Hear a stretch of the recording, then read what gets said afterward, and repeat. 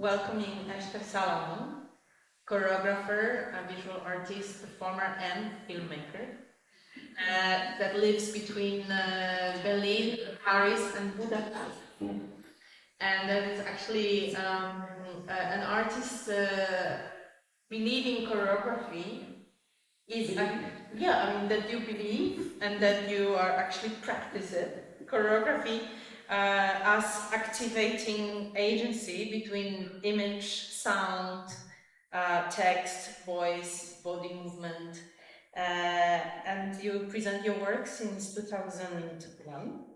You have been actually doing a lot of different choreographies and presented it all over the world, not in the major dance festivals, but first of all also in the museums, like MoMA and Pompidou, that actually has been hosting the premiere of the first film that we have seen, and also has already presented the Sommerspiele as well. And actually, currently you are also working on your PhD dissertation in Oslo. And what is maybe the most important for this context of what we are talking about, and you already started to talk about it. Yeah, just someone else. Yeah. Since 2014, you are working on the series of works under the title Monument series, in which you are rethinking the idea of monument itself. And as I quote you, you really hallucinate monuments and history. And your monuments are embodied, temporal, and performative, and you believe, we probably believe together, that they have a power to resist oblivion, to activate memory, and also to repair what has been maybe missing, forgotten, or lost on the way of us making history. As you already mentioned, history is a fiction. And what we actually has been witnessing here is there are two films that you have created also as a continuation of some works of Monument series that is dedicated to Valeska Bird. And maybe to contextualize it more for everybody who is not familiar with the work of Valeska Bird, you could tell us a little bit about how did you encounter Valeska? How did it happen that you dedicated her so many works, and how the series of films came to? Okay, thank you, Joanna. So, where to start? The last question, I think. So, I encountered the Valeska Bird very briefly when I went to France in the beginning of the 90s to become a contemporary dancer before I studied ballet, classical ballet in Budapest. So I was planned to be a ballerina, which I of course stopped being very early when I finished my the conservatory in Budapest, and so I had really vague idea about her, something that she was, in the 20s, 30s, from Germany, doing idiosyncratic things, expressionist dance, like really the top of the iceberg, like the superficial. And then I saw some photographs of her, and back then there was some artists, I think in the 90s, or already maybe in the 80s in France, dancers and choreographers who related to her in a way. But I didn't encounter in a substantial way of what she has done. And so I was invited in 2015 to take part in a group exhibition in Salzburg at the Museum der Moderne. And that was called Art, Music, Dance. And I was happy that, they contacted me, and they invited several, there were 3 choreographers and many visual artists to relate to an archive, to a private archive that has been collected, done by a person called Dera de Moroda. So they told me about the proposal, which was to relate to that archive in whatever way, and then to present, to make something, relate to letters, images, etc., etc. So I have done a little bit of research on the person of Terra Morda, and then I understood she had some relationship to the Nazi government, and she's been making Nazi ballet as there was a Nazi dance company during the end of 30s, 40s. And then I thought, wow, okay, there is a problem here, or there is a situation, and how to deal with that. Like me as an artist choreographer, like how to relate to the invitation of two institutions, actually, the museum on one hand side, and the University of Salzburg, who recuperated all the archive of Terra de Morona. And so I was thinking, and I understood that I see the option either to say thank you very much, I'm not willing to be part of this exhibition, or I try to maybe think around and maybe find a way how to problematize this institutional logic from oblivion and transmission of non-knowledge, transmission of forgetting, transmission of exclusion, etc., etc. And then I thought, okay, I don't know how they will take it, and I just wrote a letter, an email like, thank you for the invitation. I would like to work around the figure of Valeska Gerd, because Valeska Gerd kind of came back to me, like, I don't know from where, like, I knew that she was somehow silenced, and somehow, because of her Jewish origins, and I thought, probably her work is not in that archive. So let's do another research. Let's bring another archive. So I told them I will not research in that archive in Salzburg. I'm not coming, but I will try to do something around her figure. And this has been welcomed or accepted. So then I thought I will problematize this in a way that I will try to find from different sources, but really try to relate as much as possible to the situated knowledge of Valeska Gerd, and not art historians, not dance historians, not journalists, not the academia, all of that of not which is prevailing and which has been all part of silencing and invisibilization. So then I got the third autobiographical book of hers. It was translated to French. Unfortunately, I cannot really understand German, or not to the extent of reading the books. So this has been quite some time ago edited in France by Sommerspiele. So I put that as really the major source for starting to think about the work, and then of course discovering more and more also through different sources on the internet. I didn't go much later. I only went to the Akademie der Künste in Berlin, with quite a big part of the archive of Valeska Gerd that is very difficult to access, and there is so I really did a kind of pirating around and taking the book as the source on which I could speculate. So my idea was not to refer and not to go back to the past, which is impossible and which is a fantasy of the origin, which is again a very colonial, very male and patriarchal and very problematic idea of how to relate to the past, but actually to realize the losses and to realize the gaps and realize the holes and realize the black dots and the black regions, the missing parts. I realized that in terms of her career as a solo artist, she started at the end of the 1910s, and then She was very active in the 1920s and 30s in entire Europe, actually. Of course, she had some relationship to the Berlin, cabaret scene at that time, but more the political cabaret and not at all the American-style entertainment cabaret. And she developed something that she came from theater and dance, and she really wanted to mix and keep as much as possible the different modes of expressions.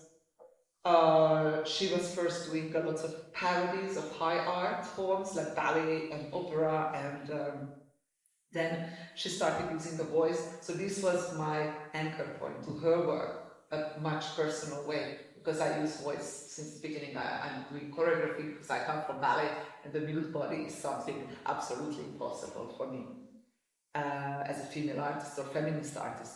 So this was actually the artistic interest yourself. And before, of course, I had the more, I would say, ethical, political, conceptual, relationship to this imitation.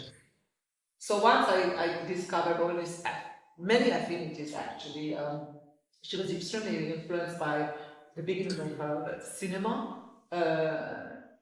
as form of creating, working the time, form of editing. She was very much influenced by the work of Eisenstein. They knew about each other. They reciprocally were interested in each other's work. She really used that as a kind of editing of the bodily movements. And I was interested in that at the beginning of 2000s, and only in 2015 I got to know, like, actually she did editing of movement. I thought I invented hot water in 2000, No. She did that in the 1920s, early 1920s. So just to tell you how it's my experience of not getting or not having the access to those knowledges of the past that have been very much there. They were just completely cleaned out for not putting light on it, We remember of lava, we remember of Yes. Yeah. I have but he was not a problem.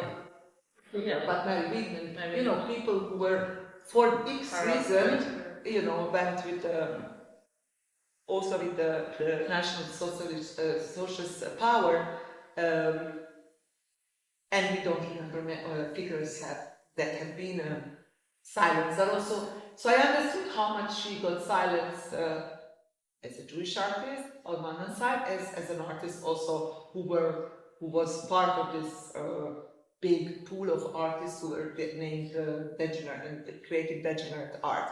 So in the first film, and I do this anagrammatic poem around entitled poems, which is degenerate art. This comes as of course, as a contextualization or as a poetic,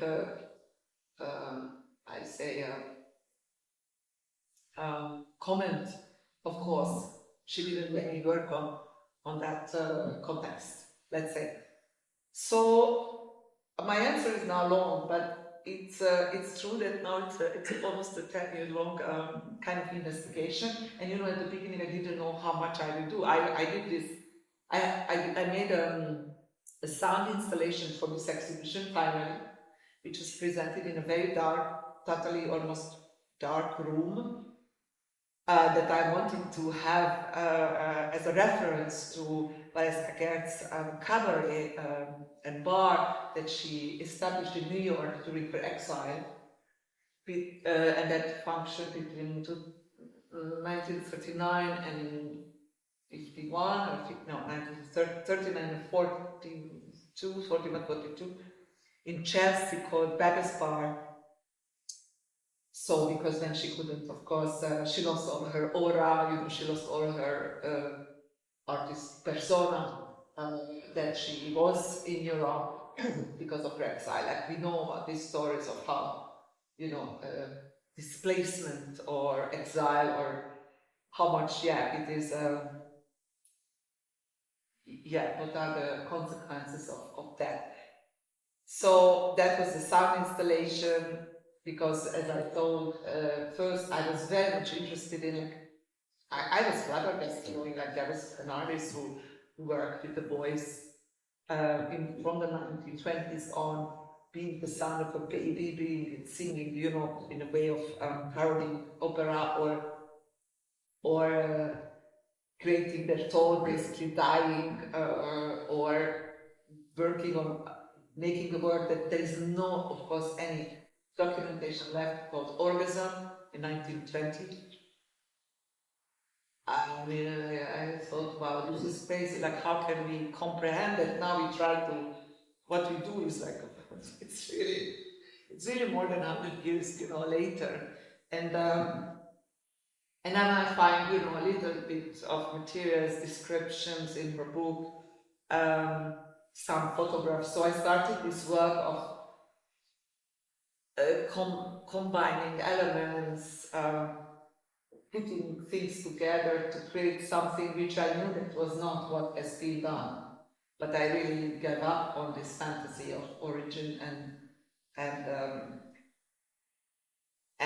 then try to be motivated by creating something for the present and the future in relationship with the past. So what is this relationship? What is this empathy or solidarity, or in terms of imaginary, in terms of political and artistic imaginary that I could share. I could even extend. So I worked on, I find out different ways to extend some kind of processes or strategies she had back then, or she had later, because after the war she went back to Germany and she wrote more like very explicit political poems. She couldn't perform in theaters again, so she was invisibilized also after the Second World War, so she could only exist again in her cabarets on the ground or in cinema. So she has been, so then all these films, then I relate, or I started also relating to decide how much actually she was navigating in the space of 20th century film or cinema, and how much, of course, she performed for, there's only Ulrika Oettinger, one female filmmaker, otherwise all the very well-known male filmmakers from Renoir to Fassbinder and Fellini. Voila, so it's a very long story, but yes, I did some performances, and then first the museum sound installation, and then a performance in the museum called the Danse Museum. It was interesting what Thomas, you said about you invent an artist and you invent a museum. I didn't invent the artist, but I invented this fictional or performative museum, and then the Danse Monument, which was a stage performance. And yeah, we are actually, whenever we talk about archiving, we are kind of attached to the idea of existing facts, or at least fossils or relics that we try to put together. And in your work, you also compose fragments, but you actually let them create new meanings and you don't fix them. So they are actually always in movement. Here in the movies, we have seen the fragments based on the works that you just were telling, the works of Alex Pager that are not recorded. There are very little information, and whenever we talk about it, and you have also written after making the first movie in Museum Suge a beautiful essay on making the movie called The Road to Reappearance. You were speaking a lot about the agency of speculation and the relevance of this practice, again, taken from the past, from now into the future. Can you share a little bit more thoughts about how did you work? What strategies did you apply to develop the materials? And also, what we have seen is, of course, a fictional what-if situation Wallace Packer would visit museum, which is also a temple of canonizing certain works of art. So as an artist, suffering exclusion and invisibilization through the whole her life, suddenly she enters the museum. There is also nakedness, that is also not factual element of her practice. Yeah, but you said you more like dreamed about doing it, or confessed she would love to do it naked. So yeah, can you share? What I thought in my essays was it's much more fictional. Yeah, exactly. So it's many things. So let's try maybe by this speculation. I think when I say that, can I just one thing, because I think that part of my last question was why films, and is the answer partially because Valeska was also so much attached and interested in cinema, but also because she understood that through that being so excluded from the live performance scene and canon of expressionist dance, cinema as a by the time the mass media could reach actually people easily, and that why the power of cinema is actually reaching wider and different audiences? Okay, I start with the last one. Yeah. Because, on the way I might be lost. So, I will be reminded. Why film? Film was something that I wanted for a very, very long time, but I wrote some project, but I didn't get the means for making it because I was told I was a choreographer. Like, stay there, don't. We give up. Yeah. So and theaters were not interested. What is your stage performance? I would like to make a film. So voila. And then came COVID. There are certain logics, institutional logics, that there was some kind of air and some kind of freedom of how one could use maybe some means of producing something, because he couldn't perform, he couldn't rehearse, he couldn't. So it was in that period. So there are different. But I wanted to make film 10 years before, so earlier. So I got some means. I got this invitation, which was normally for a residency to not to use technique and a bit of something small. And then I said, Joanna, I think I want to use the museum, and I want to film in the museum, and then we can film in the museum, and then but there is this exhibition. Can you ask if I can?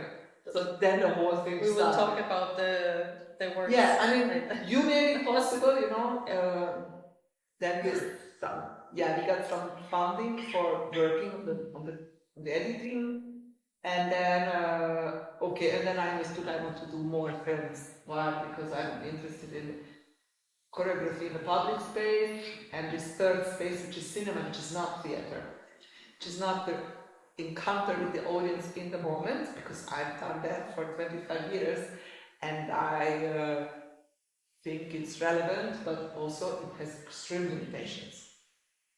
From my perspective as an artist, and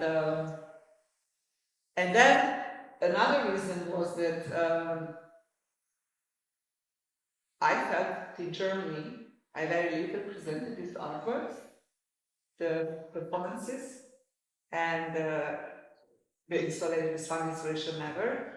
And then I discussed with some people, and I understood that it was really a symptom of incapacity of even today to face the past. And then I thought again, like I have this or that option. Like I'm like writing I'm trying to make an article and send it to a big, I don't know how, national paper, like to big, basically to throw big stone in the lake, and then make or I continue making work, you see. So insisting on, it's not only insisting on Valeska and her work and her life, but insisting on relating to the past, relating to history, and relating to the present and the future. I understood it was more my motivation. So I went to film, because the theaters didn't want to show what I made on the work. They loved it, and then, sorry. Or they didn't even say sorry, but they loved it, but they just didn't invite it. And we were touring that in other countries. So voila, so I got another motivation. You see, first it was the museum, like the invitation to relate to the archive, and the second was the non receptivity of German society and even German art world, I would say, and maybe much more the visual art world than dance world. Dance world almost totally hermetic. So. So then is a dissidence in terms of let's go somewhere else where maybe spaces are more porous or spaces are less guarded, less selected, less, more discursive, I would say. So I find more discursivity and the history of discursivity in visual arts and in film and in performance and dance. That's definitely. So that's another reason. And then there was a third reason, which is more, you also mentioned, but almost not to let, I don't believe in the ephemerality of performance, and it's the presence-ness of performance that I questioned a lot in my work before, in many, many different works where text was already recorded and performers were lip-syncing and doing science fiction basically on stage about tales of the bodiless, so worlds where there are more humans actually. So I questioned a lot, not in terms of anthropocentric world around humans and then bodies of performers actually, and also this absolute value of performance, which became this late capitalist currency, and then diminishing or complicating it or subverting it from a feminist perspective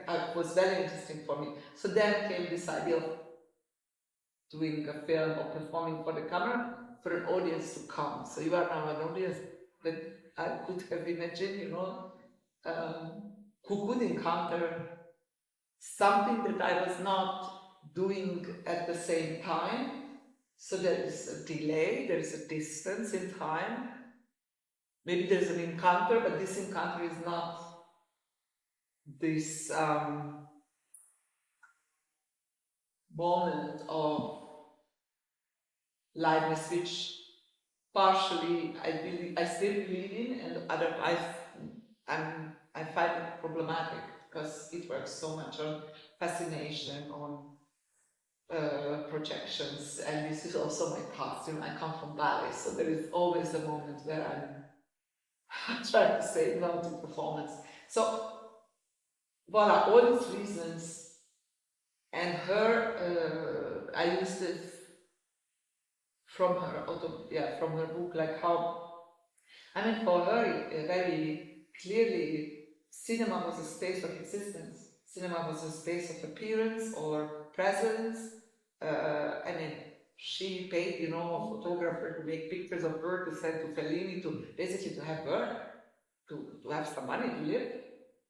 Like she couldn't perform on stages after the 51 that she returned to Germany. So there are many, many layers of this idea of how, what are the acceptable territories of solidarity or where things can be shared, and where are those that are pretending, rhetorical about inclusion, rhetorical about certain critique of the past, not in order to just bash, it's not about bashing, but about knowing what is true, because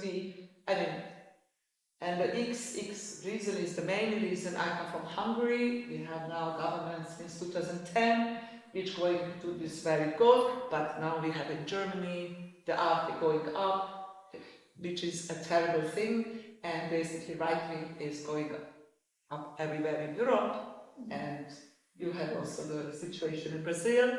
We have the situation in all around. So, fascism is back, fully.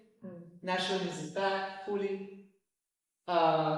Anti-feminism, anti-transphobia, and like anti-Semitism, anti-Arabism, and everything is back. Everything is back, and there is. So what we do with this, and how can we think in I don't know, like where is performance then today? What we do today? When there were these discussions after the Second World War in France, if you can show images of the camps or not, but where cinema has been then to show that, where are we now to show? Every day we have images on the Instagram of what's happening. It's interesting that also, every day. Yeah. What are we doing with it? What are we doing with it? Are we complying with the state nationalism, state fascism, or not state fascism, but other kinds of fascism? What are you doing? So so the choice of going to the stadium, of course, was very, very clearly to relate to the non-independence of the arts with politics. Because everything you see, architecture, the statues,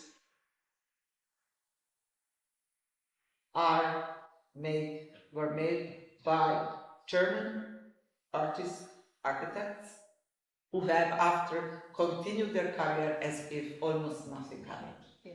Only sparrows and a bit in a prison for and some also, time. And what you don't see is that Marilyn and Paruka and Harold Kreuzfeld, they did performances for the opening ceremony. Laban couldn't do it because Goebbels didn't like his project, but not because he didn't work on it. And it was also immortalized by Leni Riefenstahl. And Leni Riefenstahl, of course, this is what we have as a collective memory of those, depending maybe on art historical studies or what kind of background we come from, or maybe generational knowledge also, which exists, like how much, of course, Leni Riefenstahl who was a dancer, actually, at the beginning, before becoming a filmmaker, and how much, her films, which were absolutely Hitler propaganda. So these spaces of violence, they are bases of violence because it has been, in 1936, the racial laws were already, since 1933, racial laws were implemented in Germany. So Weizsäcker was already in a semi-exile in London. So Jewish people, persons couldn't perform, couldn't go to film, There were some very few exceptions that would, even some athletes that would, for we don't know what reason. So there were already, it was already a time of exclusion, not yet a time of genocide. But I think it's a space of, of the future, of the machine of war that has been launched, and that has been the space of all those gestures, artistic gestures, that remain unquestioned. I don't really know so strong, writings about analyzing those works, for example, choreographic works that have been presented for this huge open-air theater there. And why not? The idea is not to bash, it's not to, it's to learn from history. It's to learn. No, we cover it instead of learning it. And I think this is very violent. So we are part of violence. Because in the last, since 2015, I started, none of the dance students in Parts, in Gießen, in Germany, in Montpellier, big, very famous art schools have known who Valeska Gern is. No, they heard of Merlin and Rudolf Lapp. So teachers, curators, programmers are perpetuate the non-knowledge, perpetuate violence, perpetuate selection. And that there is one, Valeska Gern professorship in a Berlin university, great, but it didn't change much. You see, it's not followed up. It's a kind of almost formal gesture instead of some kind of change of curriculum, sign of or as you say, like the alternative tense history, and so yeah, film in that sense is maybe a tool for problematizing current, past and current violences, past and current exclusion, and maybe also a tool for knowledge, I don't know, like knowledge production.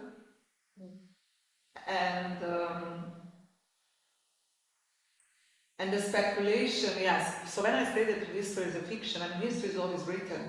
History is never objective. History is always, there's always a subjective point of view. It's just pretending that it's objective. So what I'm doing, I consider it a certain extent, because I read her book and I know things and I connect things. That is subjective, so I say that it's subjective, it is history. It's not less true in a way that all those history books where so many things are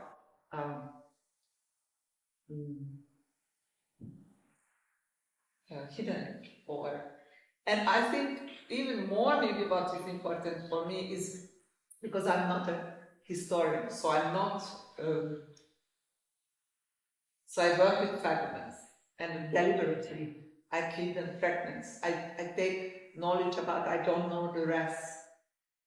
But then I don't, instead of saying, I don't know the rest, I cannot do much, let's go home, let's do nice dancing. I would say, okay, I know this, or it's not much, but I also know this a little bit. So what if I confront the traces of the past, or traces of strategies, ways of moving, ways of thinking, ways of performing, ways of improvising, ways of using different, the body, the materiality of the body, the female body, the voice, etc., etc.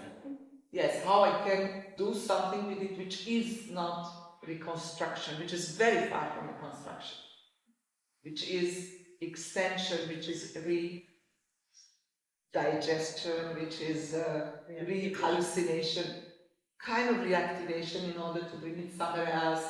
Imagination. And then it's maybe sometimes more or less in a close relationship to a certain trace that I could find. So when I have a picture, a photography, and a title, that's all of her. And maybe I find another title with no photography, and another title with no photography, like nothing, no any description. Then maybe I put together 3 titles and 1 photography of costume, and then I made something out of it. You see, so it's a kind of active memory making, actually. So creating memory where there is not enough, or there is none, or a tiny something. And it's not, the phantasm of truth and origin and all this is not there. Though, for example, for this film, the background, which is of course now I tell you, which you cannot, which is not in the films, because I didn't want to make pedagogical films. So in 1936, Valeska Gern is in London, and so her German husband divorced her, so because of the racial laws, and so she went to London and Paris. She spent a lot of time there. She couldn't perform in Germany anymore. and then she could marry a British poet just for the papers, for the passport, and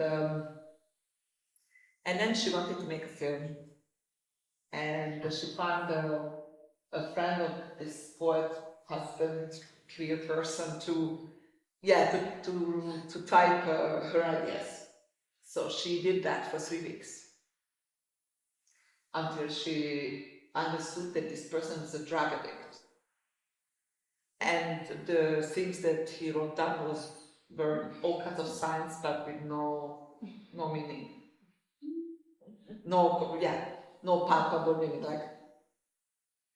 And this idea of this lost film, or I also take it as into my speculation.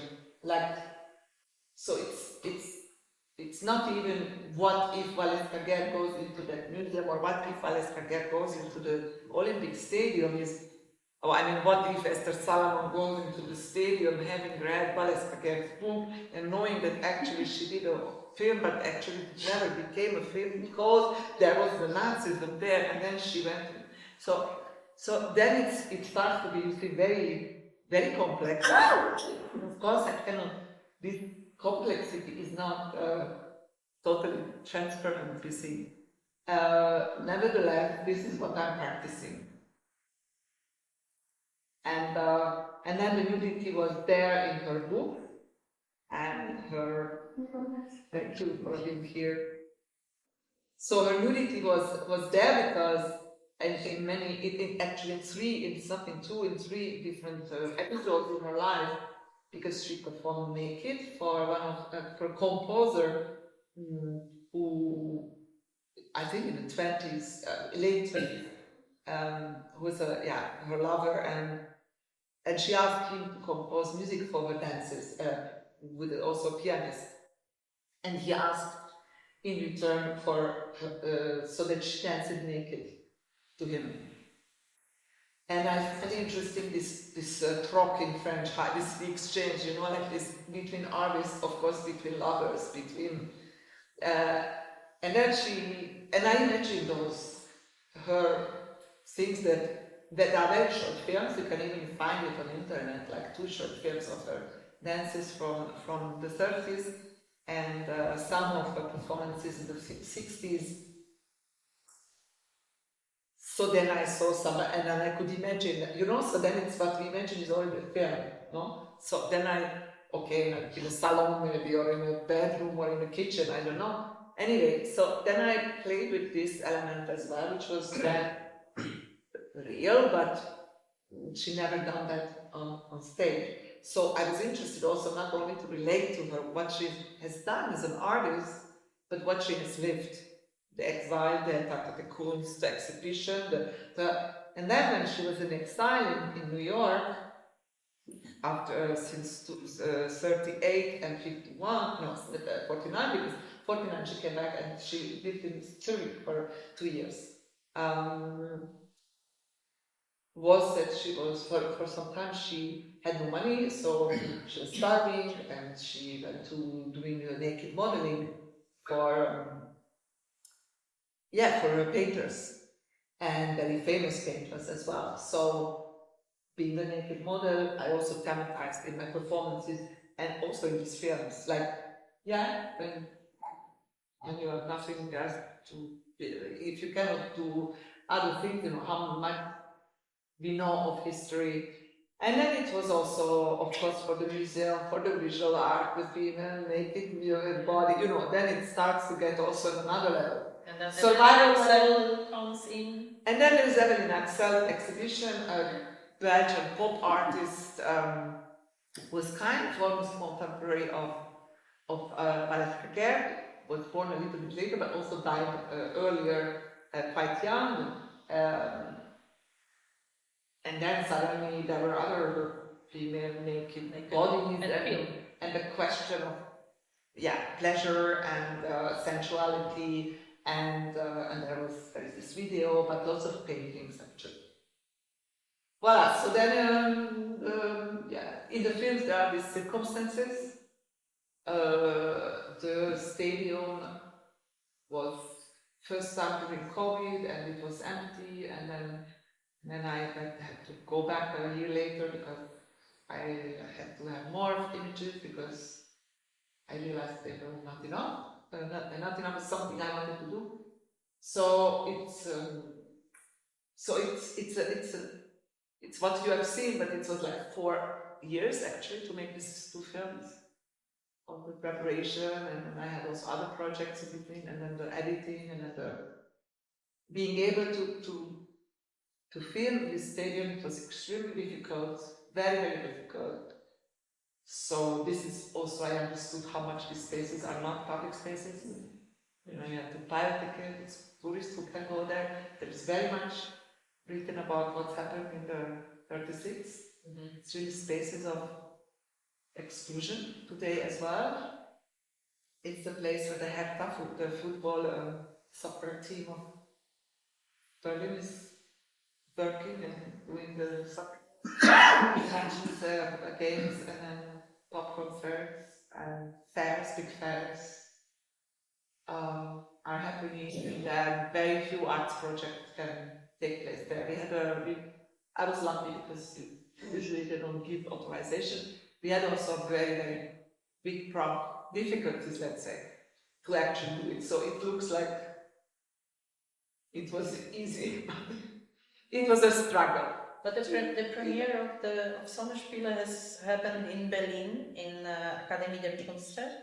What was the reception? Did you notice also similar resistance towards the history you present?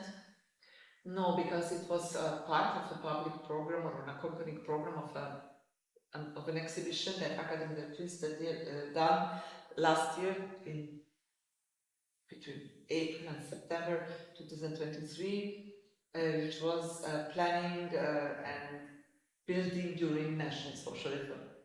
So the building of now renovated, but unter der Linden Pariser Platz was a headquarters of Nazi, of Hitler and Sperber. So they cannot not deal with their history. It is so much part of it.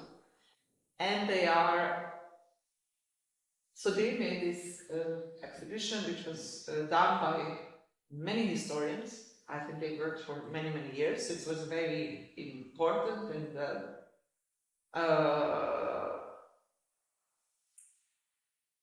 lots of photographs, lots of look how the implementation of the whole infrastructure has been created during those years. Also with the help of inmates, also with the help of slavery, of the work of people in the camps. So how the roads, the camps, the huge and sorry, I'll get it right. Olympic Stadium has been built because Olympic Stadium, there was a version and then they rebuilt it. So then I could also see maquettes, and then all the historical perspective of this building. And then this accompanying program, of course, it was very seriously made, and with historians, curators who are working on these subjects. I had a talk with Dorothee Richter, who is teaching at Zurich University on curating. She's head of the PhD program. So it was very much thematized as, and I think open to the question and to artists, historians, curators, general public, what to do with violent spaces of the past. And of course, this is still my question also today, because it's when you are there, this space is very violent. I mean, and my team, we had very difficult time to do it, to be there.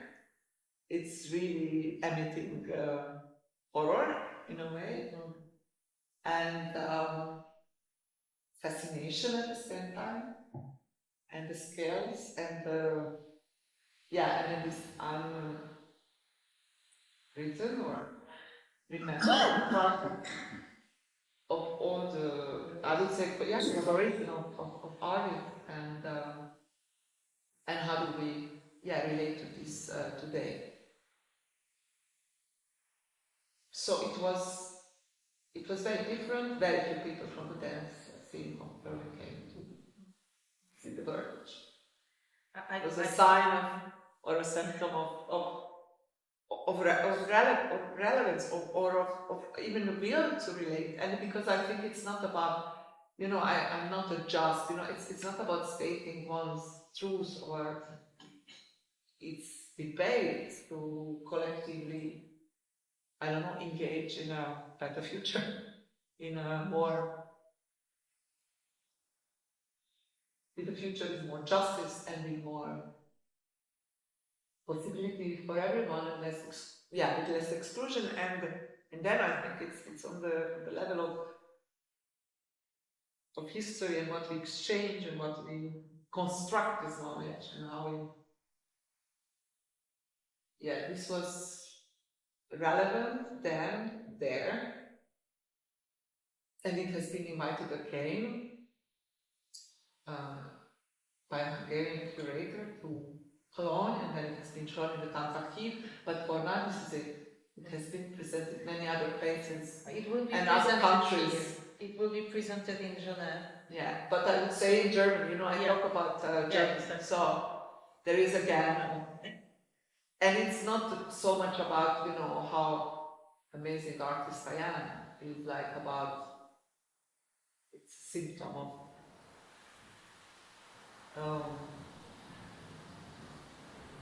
a certain unwillingness of facing things. I mean, this is everyday life is happening in Germany, because there is such a censorship around huge violences and genocides, and it's, So, but even before that, it has been difficult. So, I hope that, as well we can. That's a moment for you to, or to join us with questions, Andrei. Thank you so much. I mean, thinking about tomorrow we'll have, Brandenburg will have the elections. This was really deeply touching me, and in a way, it made me ask, or wanted to ask you one question. These films today in Hungary, how would the audience, would you even be able to show them? Thank you for having in mind, what Orban is doing, and coming from Serbia, Vučić, Orban, this very, very radicalized nationalism, which is also then full. I don't know how much it is in Hungary, but in Serbia, I can tell you, football hooligans really play a major part in mobilizing all these nationalist rights. So same in Poland, I guess it's a long, we can discuss about it, I think, for hours, because if this is what your point is really, the cancer of our illiberal democracies, or let's say kind of special dictatorships, I would say. So the first film, I had a chance to present it last year. It was invited by a friend of mine, George Kozma, and he's a visual curator who lives for a long time in Brussels. And he invited me in the frame of a visual art festival. It's not biennial, but it's called a festival in Pécs, which is south of Hungary. And Pécs is a city that is not pro-Orban. So they could, in a way, somehow deal with, the politicians or the political leadership of the city didn't kind of practice such a pressure on the maybe the cultural or artistic institutions. And I was already a bit surprised, so it was last year. Yeah, so they could see it, last year I finished my film in May, and it was so the first film was presented between June and September, even as an installation in a loop in this exhibition, so for 3 months. I think it was then possible, and I got very interesting feedbacks. Of course, it's different than the second film. Second film, Sommerspiele, hasn't been presented yet. As I said, even in Cologne, it's a Hungarian curator who invited it, who is doing this Movie festival. Movie festival, thank you. Yes. So I'm looking forward. I think it's possible in places that are not the major museums and art institutions which are completely facilitated by the government, and it's so in those places I also don't look for any collaboration. And let's see, now we are discussing, maybe, I don't know if it's possible with the old biennial, which is a biennial that exists for maybe not almost 10 years or 8 years, and they function outside of state subsidies. So they don't accept any collaboration with state institutions. And yes, it's a terrible situation because the level of censorship and little by little, I mean the level of how to stop, subsidizing contemporary art and artists and collectives and all kinds of practices that question even, I would say, not even explicitly political in political terms. That's happening already since 2010, and it was very kind of. I remember very well when around 2014, they started already to change the laws because they have a 2/3 power in the government since 2010 constantly. And so they can do it even at midnight, one day to the other, the laws are changed, and this is it. So it concerns now all the levels of society, but it started with the arts, and actually it started with contemporary dance and performance. So I heard, like David Carter's demonstrate, and then I was not very little in Budapest back then, but nevertheless I knew that they started to cut the subsidies for contemporary dancers, choreographers, spaces, artist-run spaces, etc. And I remember having this sensation, it's called in the back, that this is the beginning of the end. This is such a small niche, contemporary dance in Hungary, it never became an important, artistic form, because why? It's history. Because after the Second World War, till 89, every tradition of modern dances were forbidden. So dancers emigrated, or stopped dancing, or practiced their dance in invisibility, from being, teachers of physical education or something like this. Forbidden, like gone. So you could do ballet and folk dance. This is what I have practiced, in the 80s. So I am part of that history. So this invisibilization of there is the visibilization or the complete cut with the traditions of modern dance that has happened in Hungary back then, and this completely brainwashing, brain cleaning, I don't know how to say it, like lobotomization of the heads and bodies and minds.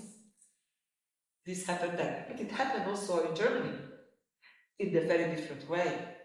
So, you know, this is, I think, so my story and the films is, I'm in the picture, you know how, and my background is in the picture, like I'm not just trying to be interested with something so amazing. I mean, I think I would not. And even the fantastic artist Valesca Gert was, you know, I would not be so busy with her work and life if it was not stirring up so much other issues and also something that is, personal of my upbringing and of our present. So this idea of what if I can learn modern dance history and contemporary dance in the 80s of Hungary and not only classical ballet and folk dance, then maybe I don't leave Hungary and I'll go to France doing for almost 10 years contemporary dance, which was completely cuckoo, like out of any kind of, you know, with any kind of either decoloniality or any kind of gender sensitivity, you know, any, you know, like basically I don't know. And then going to Berlin and starting my work and etc. etc. So what if we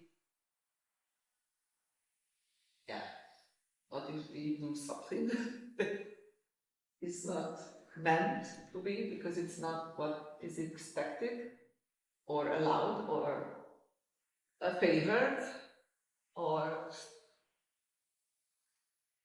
I think for a very long time Hungarian artists are almost not doing any political work because otherwise they cannot do anything. So this is what is happening now in Germany. This has been already for a while. Since and then about, you know, the football team, I before going to the stadium, never in my life I went to a stadium. I hate stadiums. I hate professional sport. I hate Olympic Games. This is for me, and I even want to make a future project around the question of the relationship between sports, nationalism, and fascism. This is the topic, and there's, you know, Eszter Salamon, who wrote a work on in '98, Sportstück. So this is it, and you know, and even when people told me in some community, oh, it's great, Joanna, please read the film with the Olympic Games. And I'm like, what? I didn't even know that the Olympic Games will happen in Paris. You know, I hate Olympic Games. I think it's such a the Romans were saying, you give to the people bread and games. Voilà. Panem et utensils. Voilà, And we're still there. We are still here.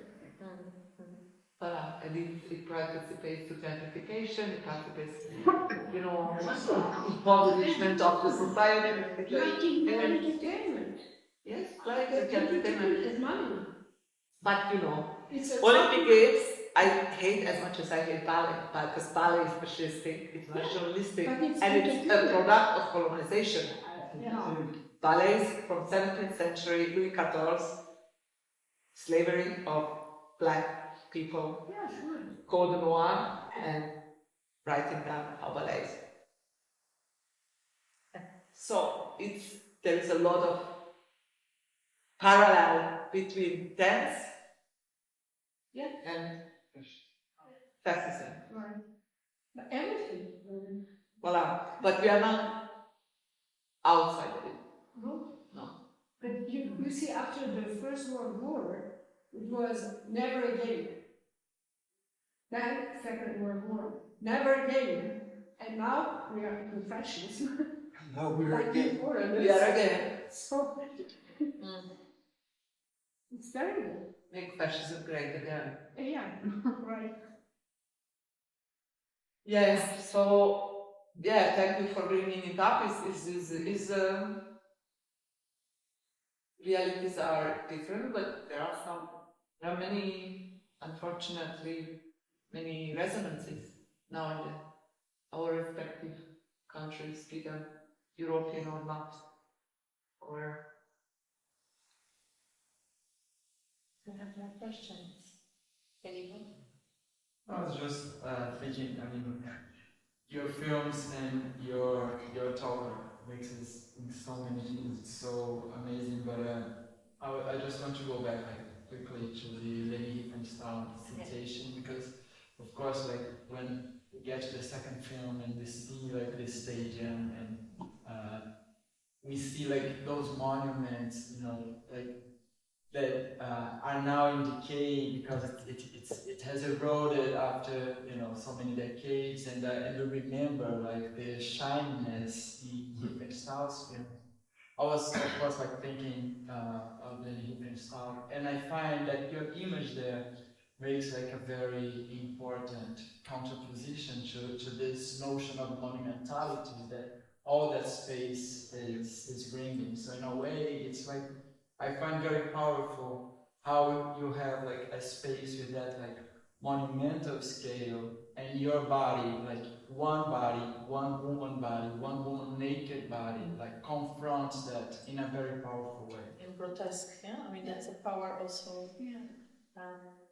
The grotesque body that is actually. Yeah, like it gives away like this fascinating fascism, as Sontag has referred to Riefenstahl, like this, you know, like it's really a confrontation of it, like which I mean, it keeps me thinking, because you're saying that like we as artists, we are not outside of it, and I totally agree.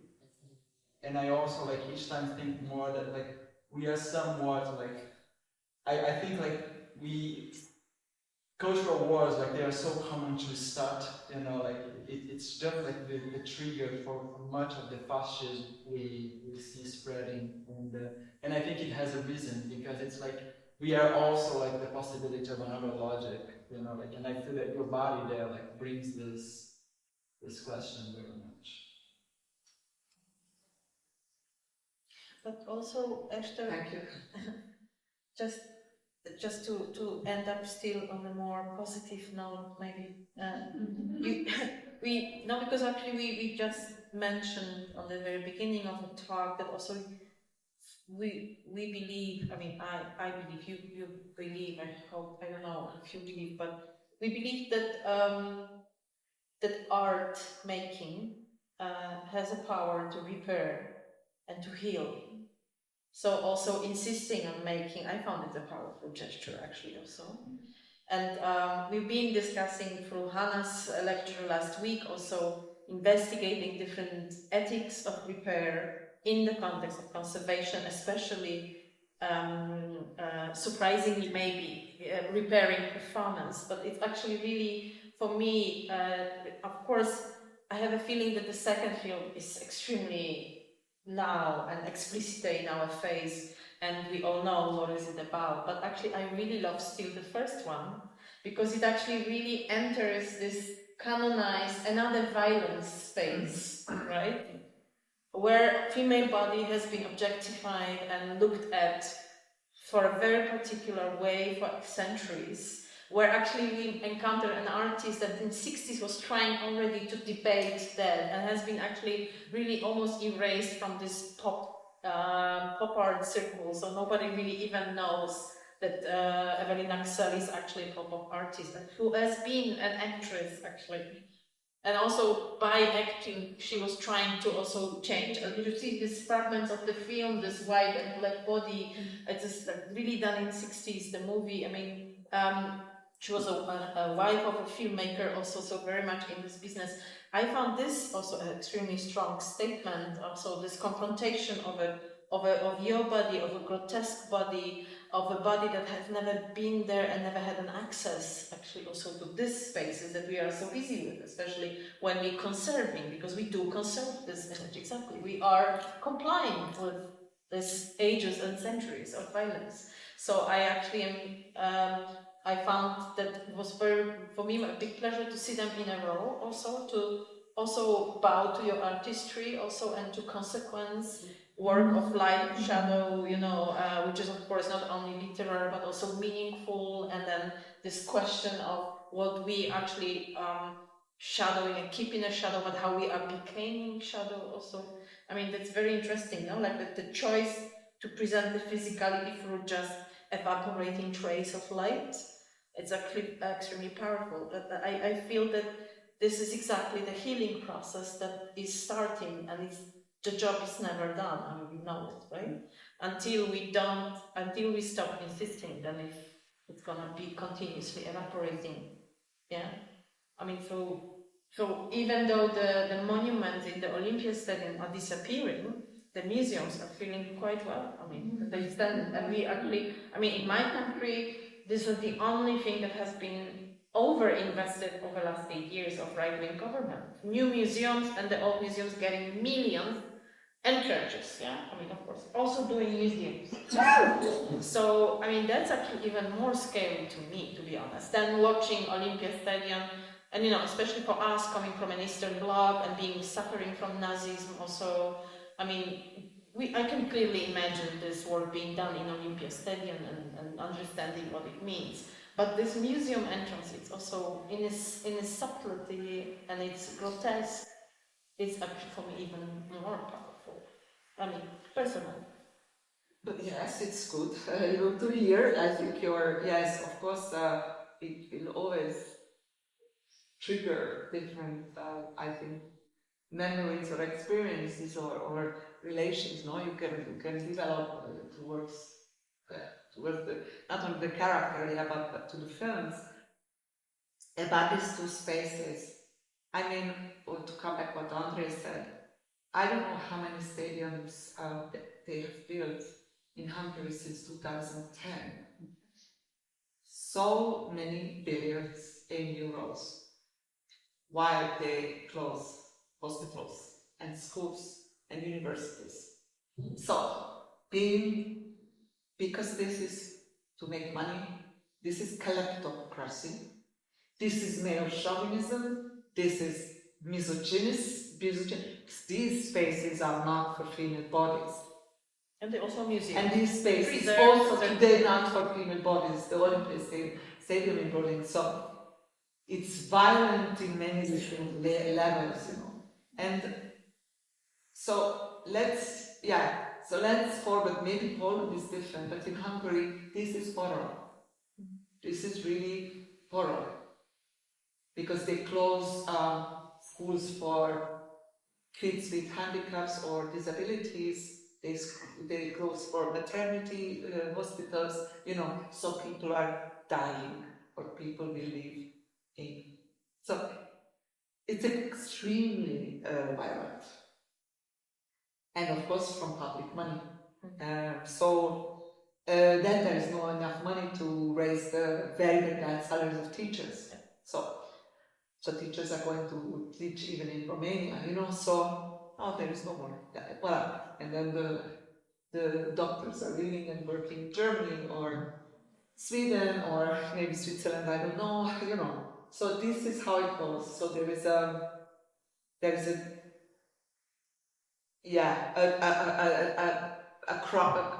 how you say, when everything is crumbling down, So it's part of it.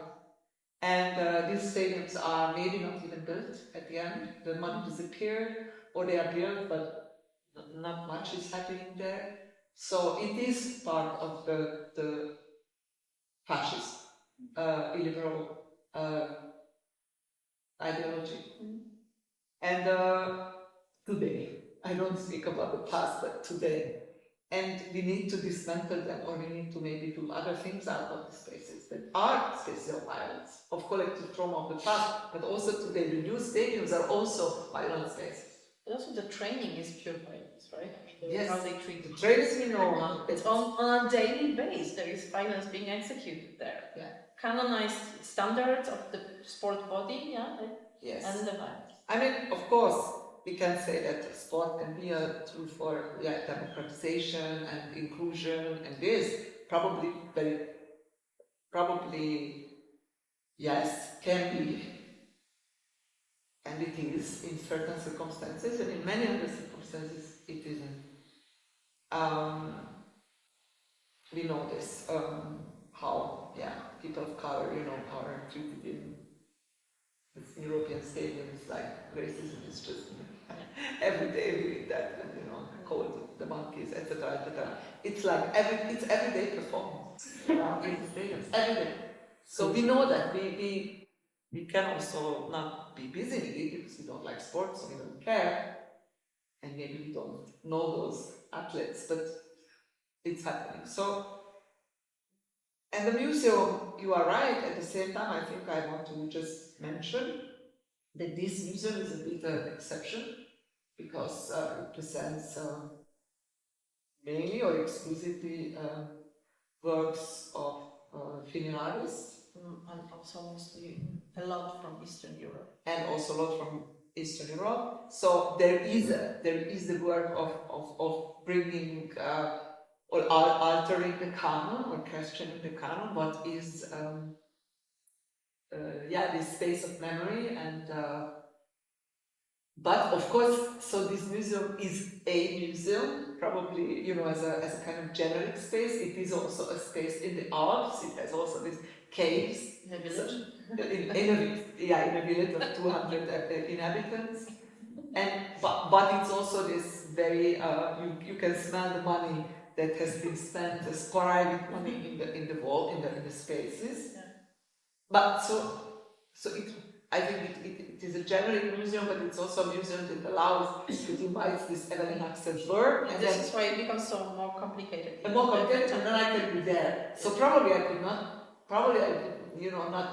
made this. And then we work. didn't manage to show the work.